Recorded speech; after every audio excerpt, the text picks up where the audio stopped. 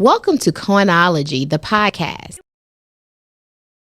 Hey, and welcome to another episode of Coinology. And we have a special guest in the studio today. We have none other than the executive director of the Black Lives Matter Global Network Foundation globally, Dejanay Parker. Y'all give it up for Dejanay. Yay! All the way from the sunny parts of LA, right? Yes, SoCal, born and raised. Yeah. And you just made it in this Today, morning, right? yes. Right? So you've lived your entire life in Los Angeles? My entire life in Southern California. Okay. Been all around all the areas of SoCal. When were you born, Dejanay? Where? When? Oh, I was born February 29th. Year? 1992. Rodney King. Oh my God, that's what I was just about to go into. Okay, so the year, the month too. You were born out of the Rodney King riots. And for those who don't know, Rodney King turned this country upside down. He was murdered by some Los Angeles police officers. Who was beaten. He was beaten by Los Angeles police officers, and he was and they were let off, right? Yeah, and the first time it was actually recorded on camera. Yeah. So LAPD had always been known for being very vicious, but with Rodney King, it was recorded.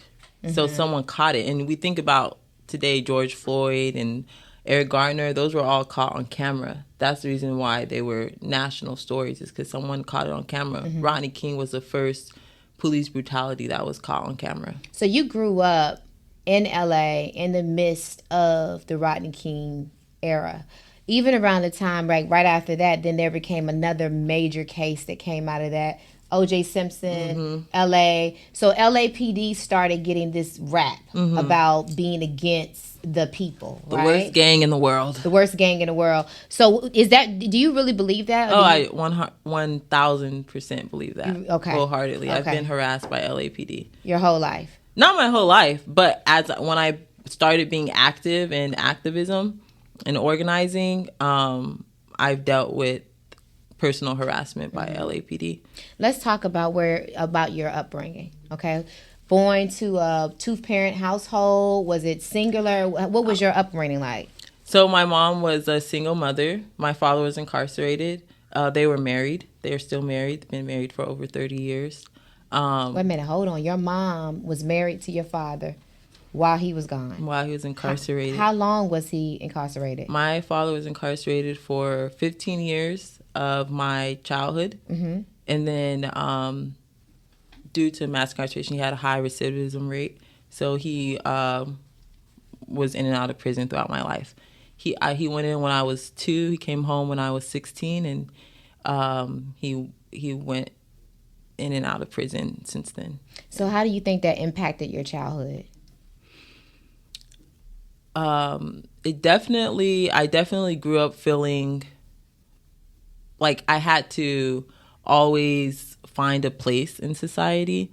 So we were raised going to visit my father incarcerated, and you have to dress a certain way. You have to, it's very grooming. It's grooming you to be a certain type of person. You can't wear certain things. And then if you're wearing something, you have to get loaner clothes. You have to also, when visiting my dad, everybody's watching you. So other inmates. So it's like a thing. So you have to sit up straight. It's all it groomed me into be institutionalized myself in a certain way. And how did you feel when you were going to see your father? Like, do you think institutionalism is humane? What do you think about the entire format of the jail system, prison system? What are your thoughts on that? It's definitely inhumane. Now, why do you say that? Well, as a kid, it was like I always saw my mom under a lot of stress when it came to going to visit my dad. So it's like, clean your shoes, make sure your hair is done, make sure you can't wear this. We always had to go get new clothes. It wasn't like come as you are. Definitely not. And then also, I remember as a young kid being like patted down, all the time. And like you go to the airport and you have to go through the the metal monitor. But when you're going to visit a loved one in prison, you're being examined, even no matter your age. And then also not only by the correctional officers, but by the inmates. So your loved one is not able to show up as their full self because they're under surveillance, and not just by the correctional officers, but by the inmates as well. So it was very much like a circus, or like being put on show, and how well mannered are you? How do you dress? How this, how that? You're not allowed to just be a kid. Do you feel like you were able to have a relationship with your father? Not in prison. I often remember coming home, like leaving, being very excited to go and visit my dad, and then leaving crying. That's just my memory of it. And you don't really know why. Is it because you probably missed, you were saying goodbye, or the visit wasn't what you expected? It was just more so the feeling of like institutionalism, just being paraded or not being perfect, not doing something right, just trauma. Well, you came from a family of 2 activists. Yes. Right? My dad sent my mom the Willie Lynch story to read to us as bedtime, as a bedtime story. So activism was born and bred into your blood. Yes. Right. And so your mom raised you and your siblings alone, even though she was still married. Yes. And then you decided to go off to college. Yes. Okay. So how did you end up making that decision? Because growing up in South California, father in prison. First college graduate in my entire family. And your entire family. So what was it in you that said, I'm going to do this? I just didn't want, when my dad came home, I knew that I always correlated to, like, I didn't grow up with a father in the household, but I watched shows like the Bernie Mac show and different TV shows, and you'd see like 2-parent households. And I just always felt like higher education would allow a new opportunity in our family. Something. Do you believe that was true? Do you believe, so you do believe the educational system in this country works? Yeah, I believe it works to the tools that we allow it to, how we use it. It's education is power, knowledge is power. It's the one thing that no one can take away from you. You can go out, you could play sports, you could do this, but someone could tell you you're good or you're not good. No one can tell you how much you know. They can't take that away from you. Do you believe you have to go to college to gain that? I think everyone can choose their path in today's age, 2025. We have YouTube University, we have TikTok, we have all of these ways to inform yourself.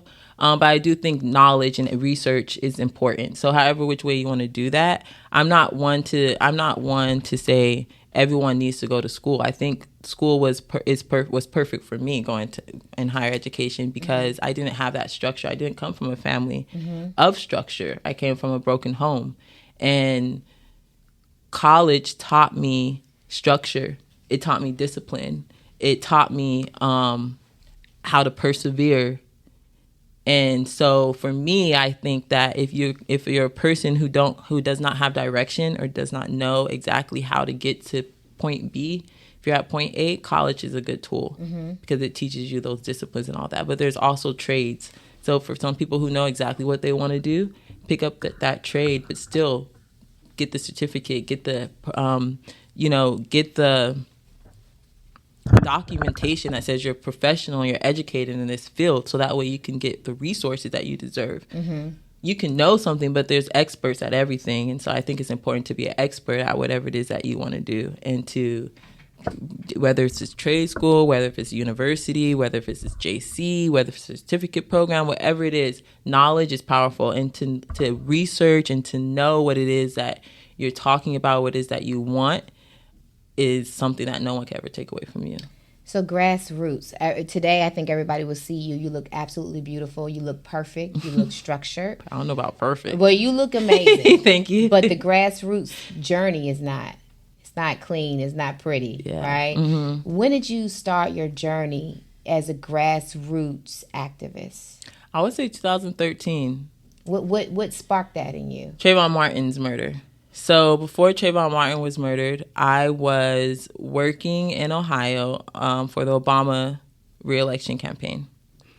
And that was the first time I dealt with racism. And also being from Southern California, it's like racial lines can be blurred or whatever, right? But it's still very racial out there. Another conversation for another day. But when I went to Ohio, and they say Ohio is one of those swing states to where like Ohio is where you see what the country is really. Mm-hmm. And when I went to Ohio, I saw racism blatantly. Like people attacked their dogs on me. People told me to get off their porch. You black, like racism that I never experienced, all because I was trying to get Obama reelected. Mm-hmm. So it didn't have anything to do with anything else except for you want a black president, get out of here, you know. And that is, I'm forgetting the question. But what sparked that? What sparked that in you? Because you have to have a certain level to be, especially as grounded as you are in the grassroots. Yeah. So, well, basically, I grew up understanding racism. Mm-hmm. My mom, like I said, my dad sent my mom the Willie Lynch story from prison and said, read this to the kids. And my mom read it to us as a bedtime story. Willie Lynch. I'll never forget the day. And she sat us down and really broke this thing down to us. And she talked to us about the Ku Klux Klan. She told us that our ancestors were kings and queens from Africa that were stolen and enslaved. This is how I was raised. This is what my mom taught me as a young child. Let me ask you a question about the Willie Lynch letter. Mm-hmm. There's two trains of thoughts with that, right? Some people believe that it is a fairy tale, someone wrote it and it's a fantasy. It was not a real letter that was written. Really? People believe that? Some people believe that, and some people actually believe that it was actually written. Oh, Willie Lynch is real. Okay, so let's talk about that. How do you know that we're living in it? Mm-hmm. Is this a fantasy world that we're living in right now? And just like they tried to tell us that Project 2025 was going to be a fantasy too, right? That it didn't exist. We're living in we are the living story of Willie Lynch. He projected it. We are living it. Mm-hmm. It was a fantasy to him that we made reality. We're making it reality. Willie Lynch is gone and dead, but what he wrote, we are perpetrating. So how much of what we're living through right now is directly related to African Americans and our own actions? Colorism. Mm-hmm. We have this thing for classism now. We continue to adopt what white society says is acceptable. We continue to try to assimilate into a country that, yes, we built, but we built it at our own oppression. We didn't build it in our liberation. Mm-hmm. We built it in our oppression. But we still want to, it's like the same thing. Willie Lynch, he made the light skin against the dark skin, right? The house nigga against the field. Mm-hmm. We still have that mentality to this day. And instead of us coming together, it's the same idea of we were enslaved for 400 years because every time there was an escape plan, somebody wanted to tell the master. And we're still doing that to this day. I always say when black people fight, white supremacy wins. Even within our own movement, we fight amongst each other. We can't even just allow families to grieve peacefully or to understand that this system that we're living in is the bigger issue and how not to be a part of it. Mm-hmm. We continue to, someone got killed by the police. Well, what'd they do? We don't know now that just being black in America is a crime? So do you believe that when the cops pull you over, that it's okay to be aggressive? No. No. I tell my brothers, I tell every black man I know, you only have one right, and that is to remain silent. It's the only right you have. Mm-hmm. If you get pulled over by the police, your only thing that you should be concerned about is getting home. Mm-hmm. Safely. Getting home. And the police, they have the right to lie. They have the right to use excessive force, because we've seen that happen many times. Mm-hmm. Anything that they do is legal. Mm-hmm. And I don't think people really understand what that means now, right? Mm-hmm. That has changed. at this point, and our current president has also allowed them to destroy all of the previous records of officers. So at this point, everyone started from scratch. Yeah. Well, the thing is, what Trump is doing is nothing that he always does with the law. He's not reinventing the laws. He just uses them to their fullest power. Police have always had immunity. They have immunity. They have sworn immunity. Police are allowed to lie to you. Literally, that's the reason why in the community they say, oh, we're pulling you over because there's a robbery. There was no robbery. They could just tell you that to see, hey, what do you have in your car? The only right you have is to remain silent, and that's the only First Amendment right we have. We think our First Amendment right is free speech. No, when it comes to police, your First Amendment right is to say, I'm going to remain silent. That's free speech too, to say nothing. So you began your activism in 2013, right? Yes. How did you become introduced to the word or the terms Black Lives Matter? Trayvon Martin. So you knew, so in 2013, that's when 2012, Trayvon Martin was murdered. 2013, Zimmerman was acquitted. In 2012, there was a hashtag BLM. And that was your first interaction with it? First interaction. Okay. I knew exactly what it meant. When I seen Black Lives Matter, I knew exactly what that meant. It didn't need to be explained. It meant that we are living in a country does not value our lives. So what does white lives matter mean to you? White supremacy. What does all lives matter mean to you? Upholding a system of racism. And Black Lives Matter means? When Black people are free, everybody's free. Okay. All right. So when people... Because even if we think about the insurrection, if we think about Donald Trump being president right now and all these people protesting him who voted for him, why did they vote for Donald Trump? Because they didn't want to see a Black woman as president. That's the reason why all these white people went out in droves and voted for Donald Trump, because they couldn't stand the idea of a Black woman being president. So that's why white people voted. But why did the Hispanics vote for Donald Trump? Because they're assimilating into whiteness. So why did the Black people who did vote for Because they're anti-Black, because they don't understand that we need to unite together in order to have our liberation. It's not in a white savior. Trump doesn't care about you any more than Kamala did. Did we have any president who's ever cared about us? No, because this country's not built for that. The presidents come into office to uphold the institution of America, not to uphold Black people. Right. So why do we expect that of Trump or anybody else for our community? I don't know why people look to the presidency as the savior of their circumstances. It starts within general elections, primary elections. It starts within our city council members. It starts with our elected officials within our community. The president is so far removed from our everyday realities. Those are the people that we put in office who align with the views of certain presidents in power government. But it's a long line to get there. We have the power here when we vote for our council members, when we vote for our senators, when we vote for those people that are in the primary election. That's what matters. The presidency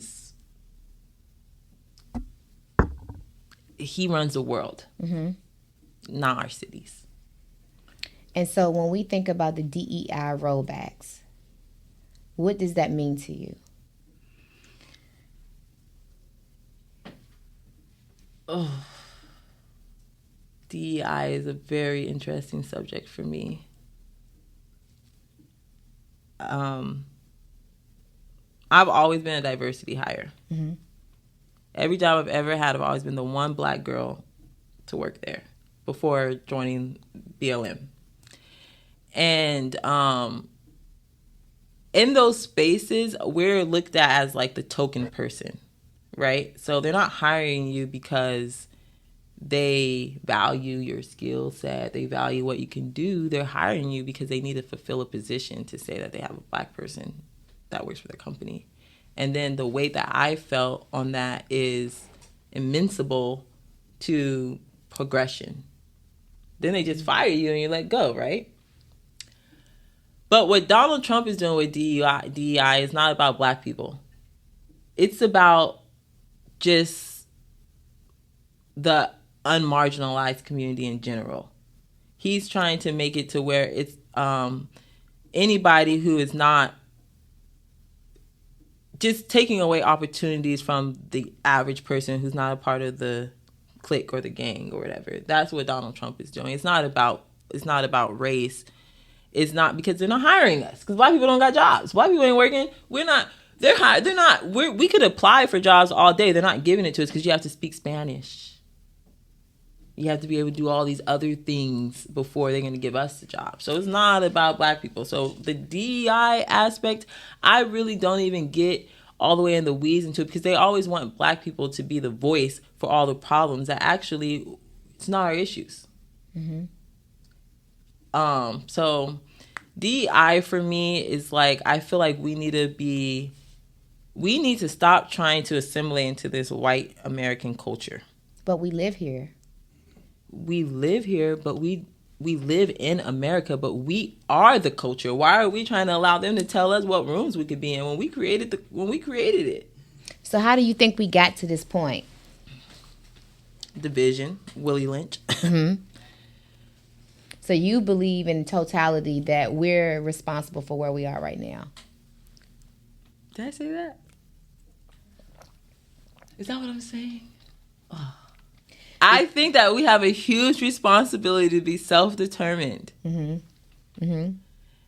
And I think that we continue as a community to try to use the white man as the problem for all of our issues, when if we look inherently into our community, mm-hmm.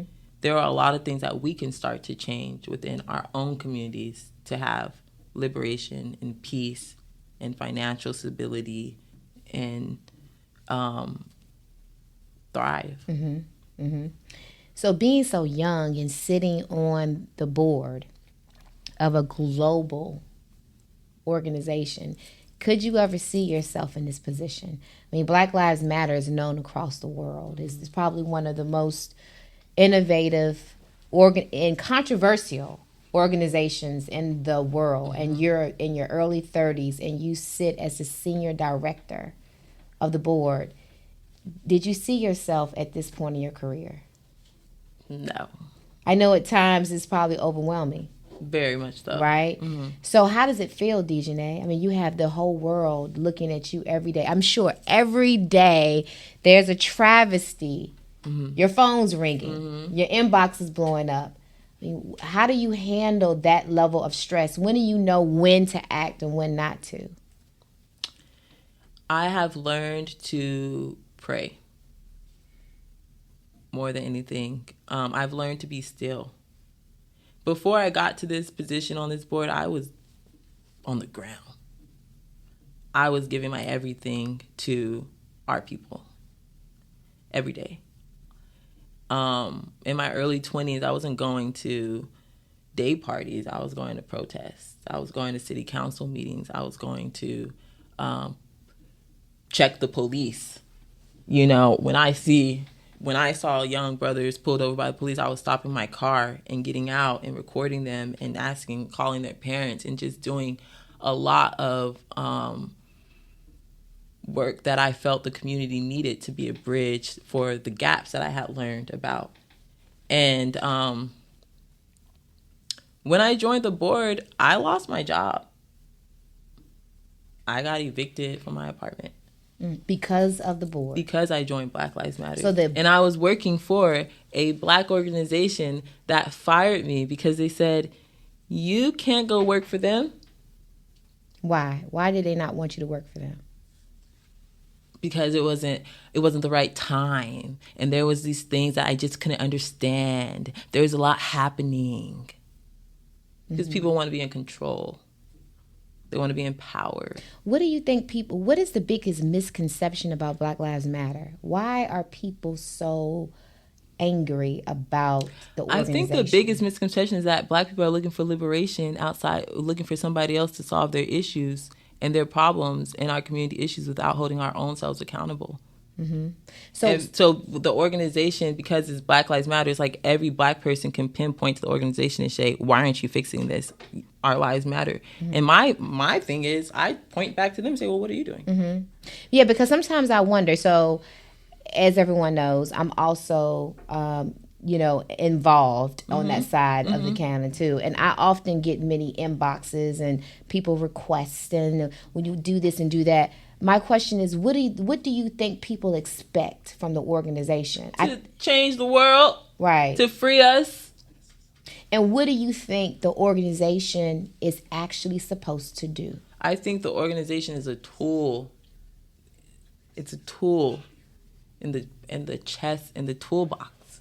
There's many tools. You have to use them different ways. It's not just one tool that's gonna open up like they say, the spook that sat by the door. You can't use the same tools to break down the master's house. There's multiple tools. This is just, BLM is just one tool. But it takes all of us as Black people in America to decide that we want to see better in our lives. That we want to see change. It starts with our families. Before you come to BLM saying, what are you going to do? Ask yourself, what have you done for the Black community today? What have you done for your mother, for your brother, for your sister, for your loved one who's struggling, who needs help, who needs this? We're so quick to turn our backs on each other and then turn around to the next person and say, well, what you going to do for me? And so that's why as Black people, we've always been enslaved in our own minds. Because we think somebody owes us something. And nobody owes anybody anything except for we owe ourselves. That's right. Black Lives Matter is the first organization in the civil rights history that is not led by a pastor. It does not have a religious connotation. Is that on purpose? Maybe by the Creator. It was on purpose.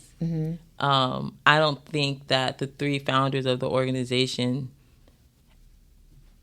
purposely founded this organization. There was a calling because there's someone's life was taken from them, and they had a message that answered to that calling. So none of it was on purpose. It just happened. But what I do think is that in the Black community, churches and nonprofits have been fighting so long against each other about who has the right to speak on Black oppression. And what we have with Black Lives Matter is a universal movement to where it was removed from churches and quote unquote nonprofits. Because when I joined Black Lives Matter, it was a decentralized organization. It was not a nonprofit. It wasn't an organization. It was nothing. It was just people out on the street saying, Black Lives Matter, we're protesting, meet up here on this day, meet up here on that day, and let's get together and let's hold these police accountable. Let's fight against this person. It wasn't institutionalized. It was de-institutionalized because of the idea of you don't need one leader, and the whole model of African American, like Afro-womanism, which is like we think about feminism or African womanism, Africanism. You think about feminism, and that's from white people, right? But womanism is actually the idea that females are animals. So white women came up with feminism. Female, that's an animal. Black women are women. Black people are women. Well, what we do in our community, we heal holistically. We take care of everybody. We're not just worried about ourselves. Feminism came from the fact that white women couldn't vote and Black men could. But let me ask you this, Dejanay. When Donald Trump became the 47th president of the United States of America, he also mentioned that Black Lives Matter is now the #1 terrorist organization in the country. How do you feel that it's basically a target? Well, the Black Panthers were targeted. Malcolm X was targeted. Martin Luther King was targeted. I don't feel special. I don't feel afraid. I don't feel intimidated. Let me ask you this. When we think about the names that you mentioned, Martin Luther King, Malcolm X, Black Panther, all of them had a target on them. They were all being surveillanced. Does it ever cross your mind that one day, 20 years from now, you're going to be in the history books?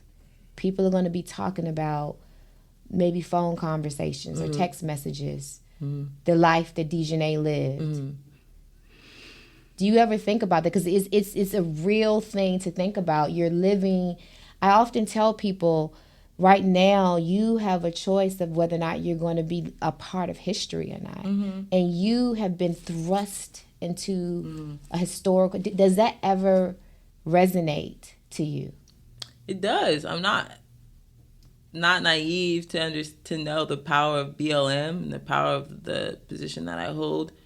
Although I don't look at it in that way. I just keep my head down and keep doing what I've been doing that got me here.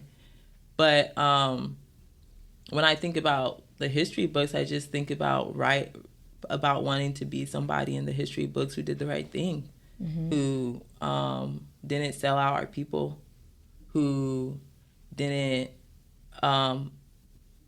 try to assimilate, who didn't uphold these institutions that we know were built off our blood. Mm-hmm.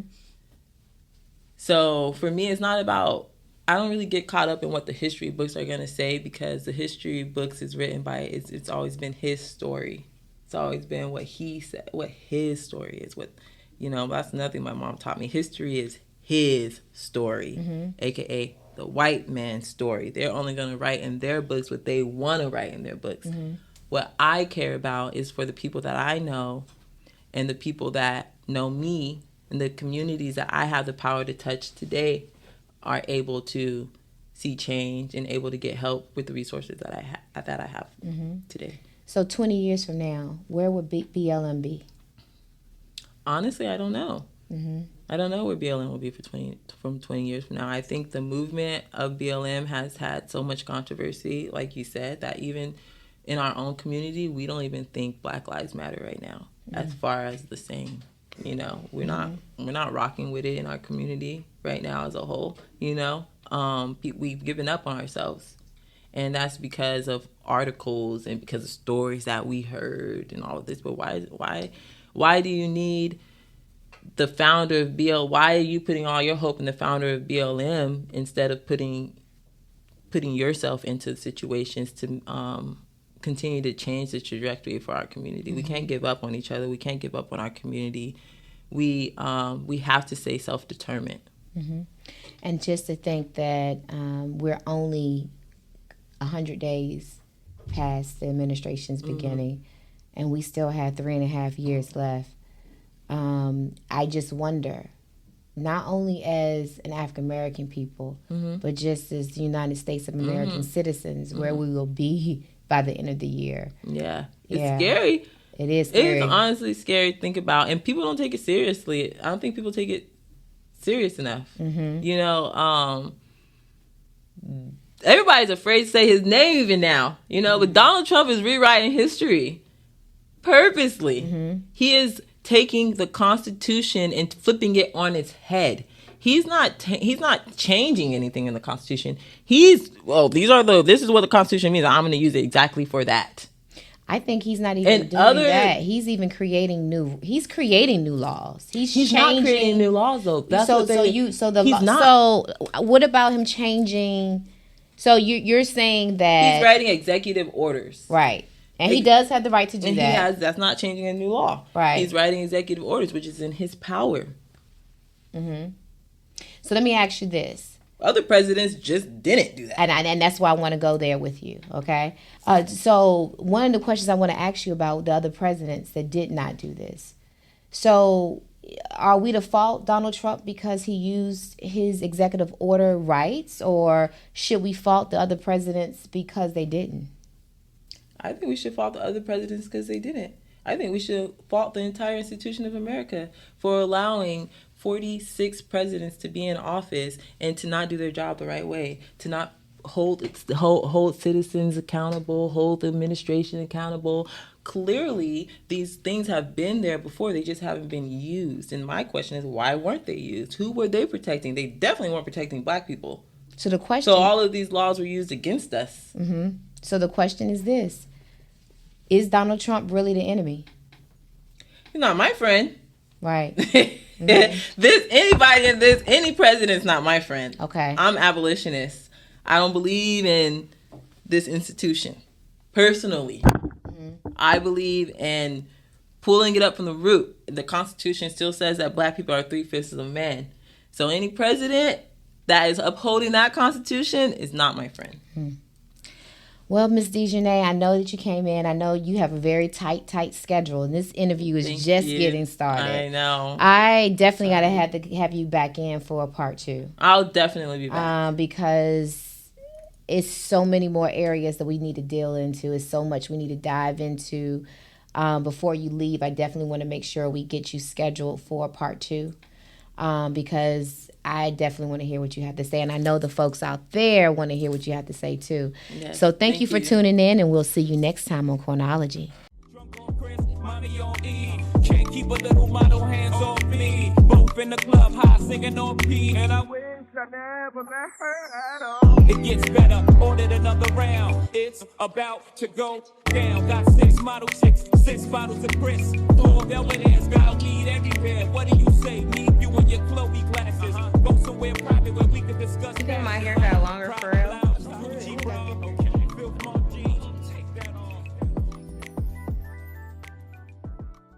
Welcome to Coinology, the podcast.